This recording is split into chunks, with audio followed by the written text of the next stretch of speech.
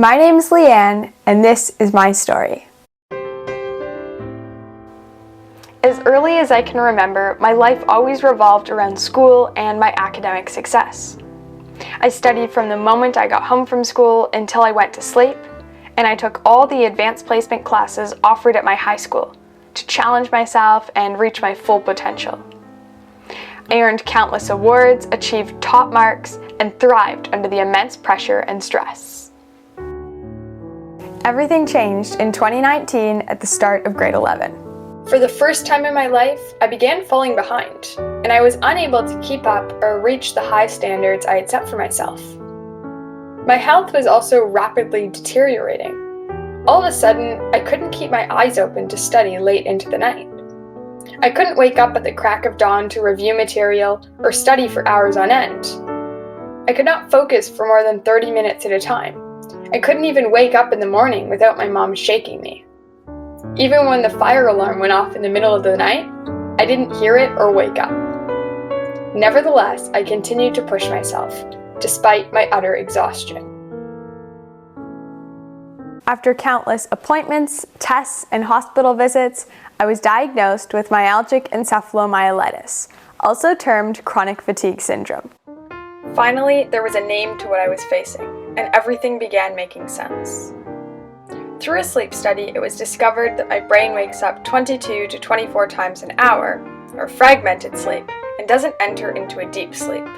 Unrefreshing sleep explains why I wake up exhausted even after sleeping 10 or more hours, and why my focus and efficiency have dramatically decreased. A cardinal symptom of ME is post-exertional malaise. My body doesn't register when I should stop doing a task, and a couple of days later, I will not be able to do anything as a result of pushing myself too hard and too far earlier. Although this condition has no known etiology, doctors suspect that in my case, infection, untreated strep that entered my brain, as well as mold exposure may have been the trigger.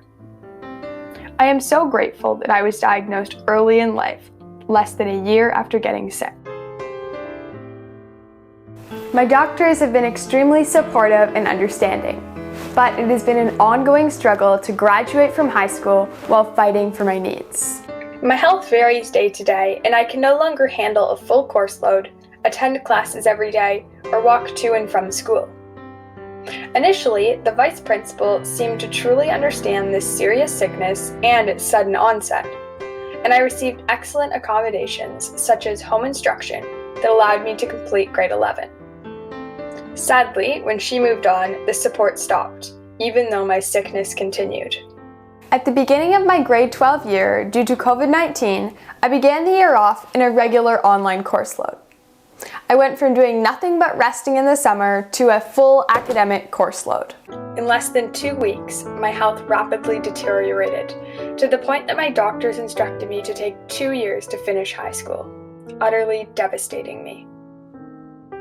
At the beginning of my 5th year, I was once again placed in regular online classes.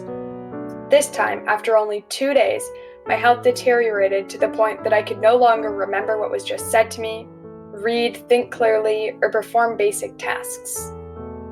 Due to lack of support and accommodations, I had no choice but to drop all but one class. Despite numerous doctor's notes detailing my invisible illness and limitations, the new staff at my high school refused to believe I was unable to function without flexible support. As a result, I was only able to finish 2 courses instead of 8 like all the other students in my final year. High school ended on a sad note for me, but now I truly understand why many young people with ME never graduate from high school.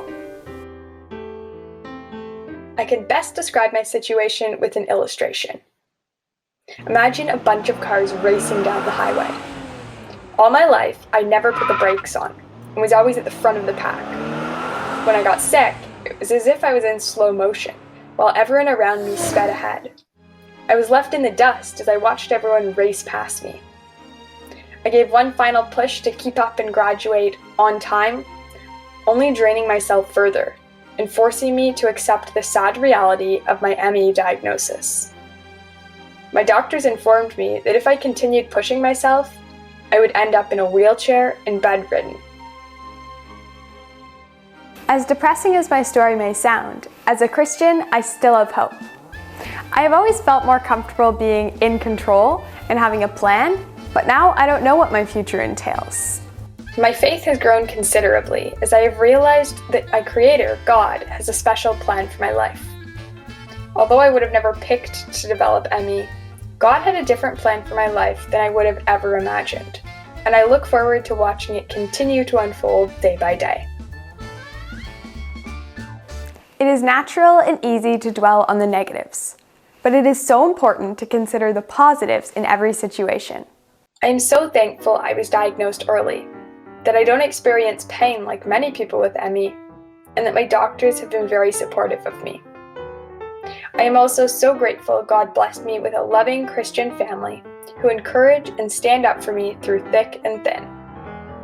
Lastly, I am thankful that I am beginning to accept my situation and I am learning to cope with ME. I have learned there is more to life than school and academic success. I have also learned the importance of trusting God has a unique plan for my life, instead of comparing my journey to those around me. In addition, I now understand the importance of rest, reducing stress, and incorporating fun into my life. All of these activities go against my very nature, yet are vital to managing ME and preventing future crashes. Initially, when I became exhausted, I cut out everything that was a quote-unquote waste of time in order to put all my energy into keeping up in school. Since October 2020, I have begun incorporating activities I thoroughly enjoy into my daily life.